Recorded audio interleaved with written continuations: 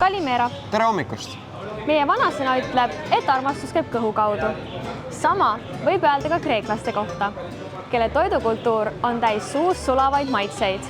Tänases saates lähemegi vaatama, mis on kreeklaste toidutraditsioonid, toidukultuur ja proovime ka nende parimaid roogasid.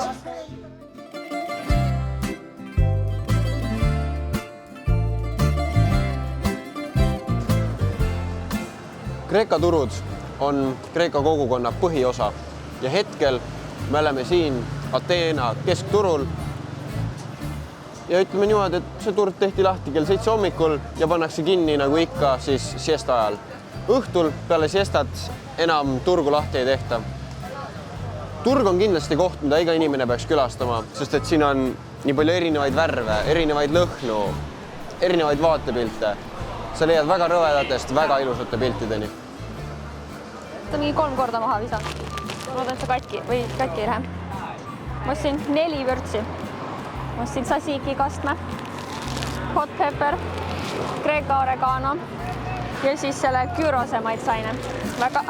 Lõpetage ära.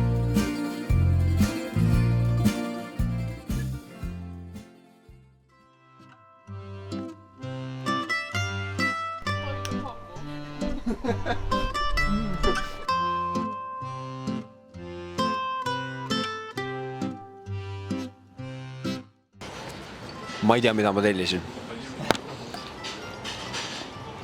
Aga siin on liha, siin on mingi kohalik sai, siin on juust, siin on salat. No leib ikka. Leib, vabandust. Ja siin on friikartulid all. Minul on taimne gyros, kus kebaabi asemel on falafel ja siis siin on pita ja feta ja köögiviljad ja tzatziki kaste, mis on mingi kurgi tipp. Väga kreekapärane. See ole küll midagi nii kreeka pärast, aga ma võtsin selle salati, sest tõesti tahtsin midagi veits tervislikumat ja ma veits proovisin ka ja täiega hea. Mina võtsin friika ja siis ma arvasin, ma ei saa kõhta teisega, nüüd tundub, ma võiks seda friikad üksinda süüa lihtsalt.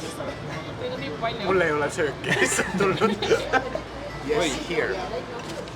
Nii, mina tellisin endale pistitsa, mis on põhimõtteliselt nagu lasagne, aga ta on väga kreekapärane lasagne ja see retsept ise ka pärineb Kreekast.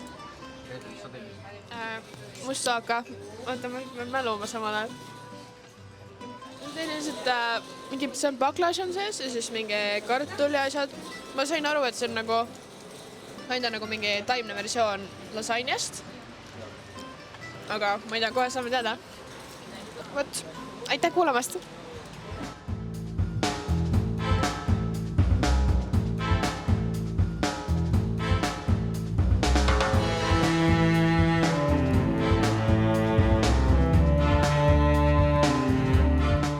See on lukumaades, mis on Kreeka mingi sõõriku magustoid põhimõtteliselt.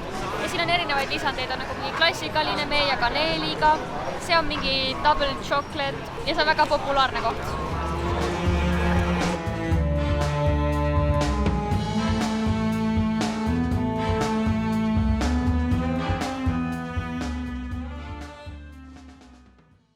Kiirost. Ega samas nagu, kus mul on nii paha alla sellest magusast. Rääkige, mis juhtus?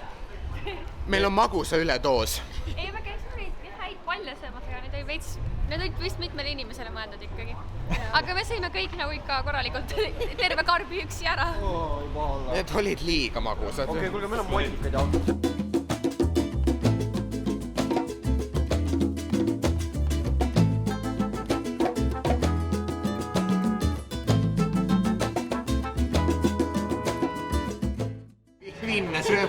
Viinne sööma. Keegi lüüakse risti pärast seda.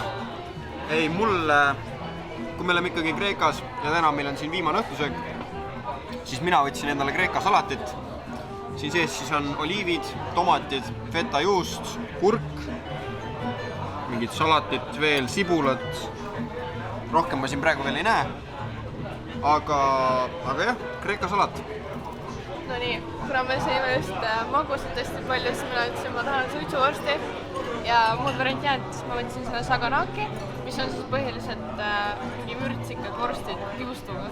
Ei, saganaki on see juust lihtsalt. Jah. Nagu metallpannil praetud juust. mul on friika, sest jah, me sõime enne neid pannvoogi asju või ponšid või nii, et kõht on täis. Okei, loodesti on midagi näha. Ma võtsin siis kerge salati, kuna tõesti meil kuigi tuleb kõht täis, aga mõtlesin midagi rohelist võiks võtta. Nii et võtsin jah sellise garden salati, mis koosneb igasugustest tervislikest asjadest. Ja minul ei ole taaskord midagi süüa. Kuigi ma tellisin endale tühja lauda, näete ainult tühja lauda ja minu telefoni. Kuigi ma tellisin endale Giro, vaatame, mis saab selles suhtes. Kebaabi. See on põhimõtteliselt Giro. Ei ole. Ei ole või? Vaatame, mis saab, avastamisrõõmu on minul küllaga veel.